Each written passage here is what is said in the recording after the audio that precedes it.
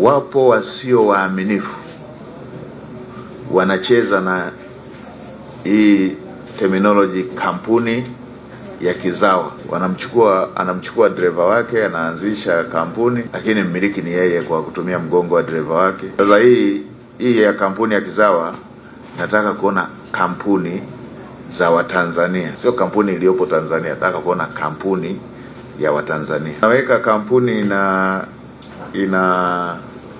ina thamani ya bilioni 23 bilioni 15, afu mmiliki driver wake. Udanganyifu wa aina hii unawanyima Watanzania fursa ya kushiriki kwenye miradi mikubwa inayotekelezwa ndani ya nchi. Kuna driver anaweza akawa na mali inayofikia bilioni 50 ya ujenzi. Atakuwa anasimamia lini kama yeye ni driver kuajiriwa kwenye eneo hilo?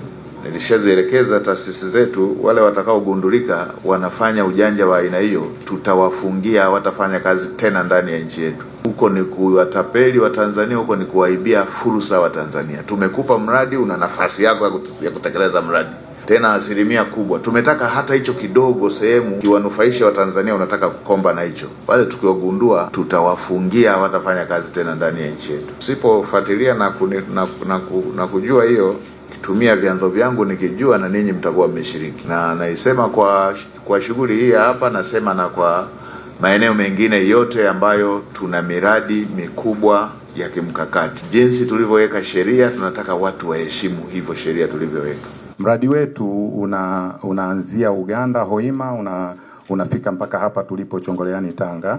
Huu mradi una kilomita 1443 ambazo kilomita 296 ziko upande wa Uganda na kilomita 1147 ziko upande wa Tanzania. Huu mradi pia unahusisha station 8. Station 6 ni kwa ajili ya pampu na station 2 ni kwa ajili ya vituo vya kupunguza pressure ya mafuta.